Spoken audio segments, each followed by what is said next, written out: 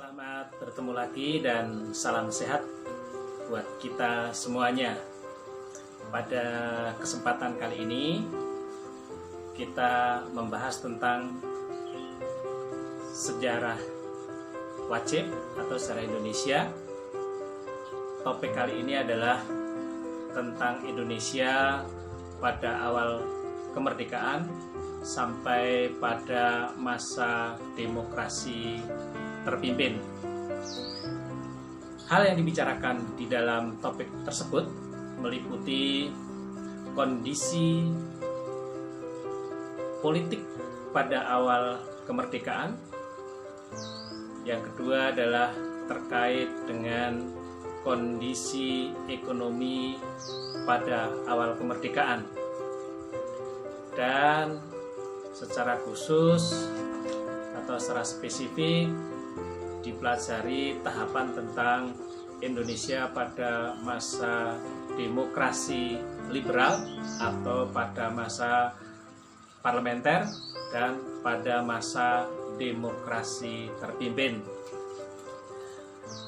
Para siswa, kalau kita perhatikan kaitannya dengan kondisi politik pada awal kemerdekaan, poin-poin yang perlu kalian ketahui yang pertama adalah terkait dengan pembentukan lembaga kenegaraan sesuai dengan sebuah negara yang merdeka tentu punya kelengkapan di dalam pemerintahan.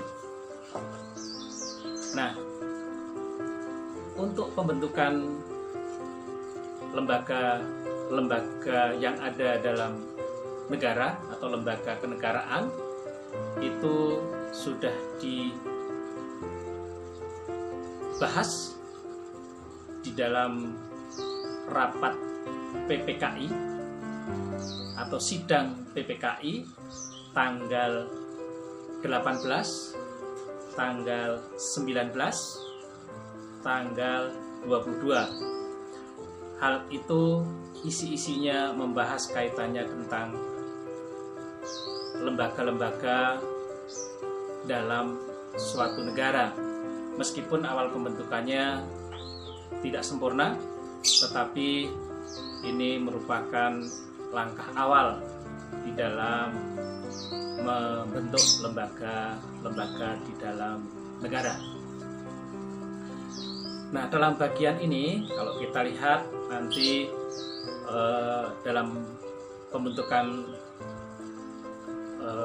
bidang politik itu nanti meliputi kaitannya dengan pembagian wilayah Indonesia menjadi 8 provinsi.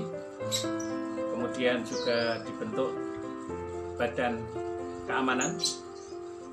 Kemudian juga dibentuknya BPKNIP atau Komite Nasional Indonesia Pusat.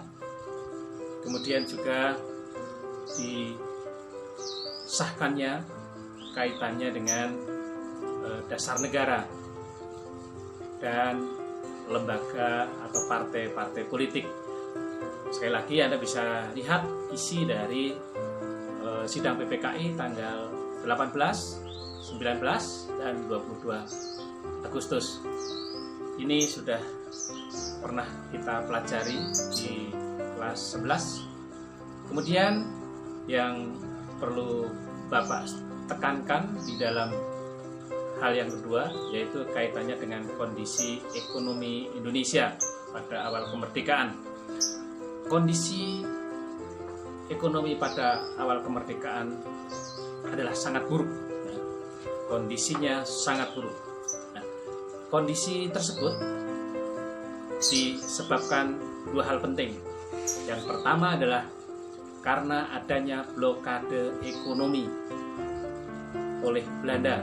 Blokade ekonomi oleh Belanda ini, Belanda menghambat, melarang barang-barang hasil industri, perkebunan, dan sumber-sumber lain untuk dijual ke luar negeri.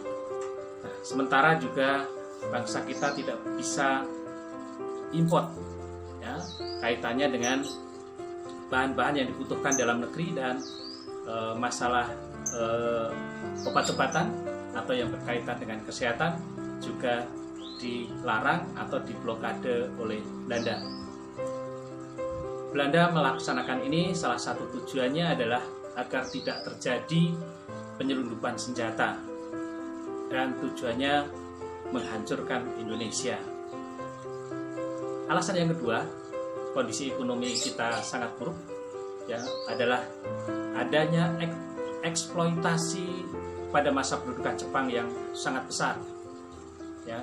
Dalam hal ini termasuk kaitannya dengan sumber daya manusia dan sumber daya alam. Nah, sumber daya alam semua dikeruk. Apa yang sudah dilakukan oleh pemerintah kolonial Belanda dalam bidang pertanian, perkebunan, pertambangan, industri, itu semua diambil alih oleh Jepang. Kemudian juga kaitannya dengan sumber daya manusia, Jepang juga mengeksploitasinya dengan adanya Romusa, kerja paksa yang dilakukan oleh Jepang.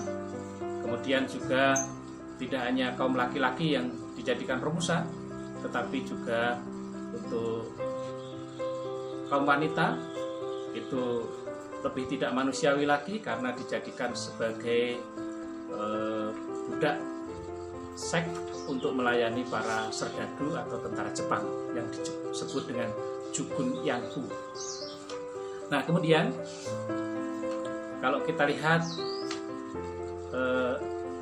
dua hal tersebut yang menyebabkan kondisi ekonomi kita sangat buruk sehingga inflasinya sangat tinggi. Kemudian melihat kondisi tersebut, pemerintah melakukan usaha-usaha agar masalah ekonomi itu teratasi. Usaha yang dilakukan adalah satu, yaitu dengan memberlakukan 3 mata uang Jepang, mata uang Belanda, dan The Javasping. Kemudian kalau kita lihat yang berikutnya, yang kedua adalah melakukan apa yang disebut dengan pinjaman nasional oleh Insinyur Surahman sebagai Menteri Keuangan, yaitu melalui kantor pos untuk menyetorkan uang. Kemudian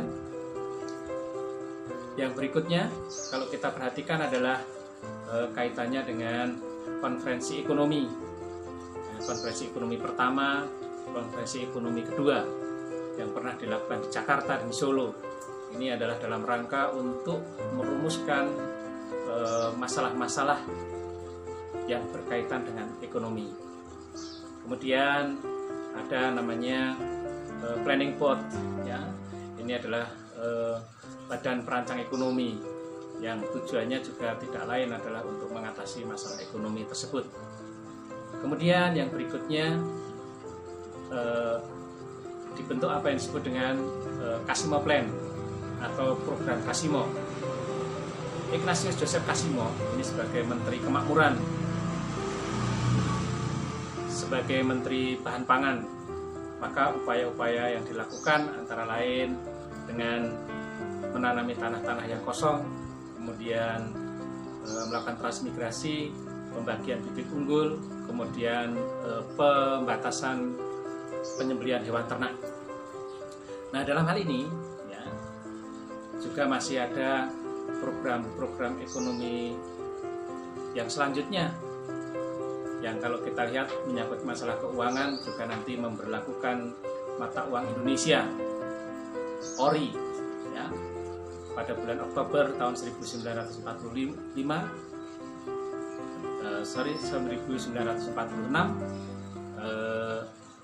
pemerintah melaksanakan apa yang disebut dengan mengeluarkan mata uang yang disebut dengan ORI pada bulan Oktober tahun 1946. Ini kaitannya dengan kondisi ekonomi. Nanti untuk penjelasan uraian lebih lengkap bisa kalian lihat hal-hal tersebut di sumber-sumber buku, ya, dan di artikel-artikel yang ada di internet. Tentu ini gambaran tentang kondisi politik dan ekonomi pada awal kemerdekaan, merupakan renungan bagi kita bagaimana sebuah negara yang pada awal kemerdekaan dalam kondisi ekonomi yang sulit tetapi mampu mempertahankan kemerdekaan.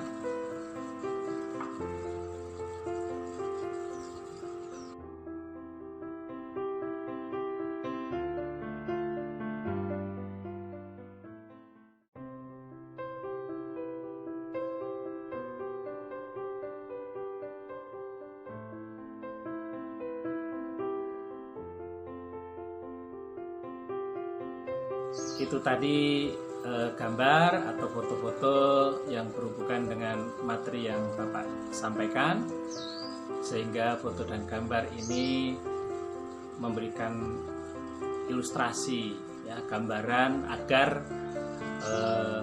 memperjelas apa yang kalian pelajari tentang kondisi ekonomi, kondisi politik pada awal kemerdekaan. Itu hal yang saya sampaikan.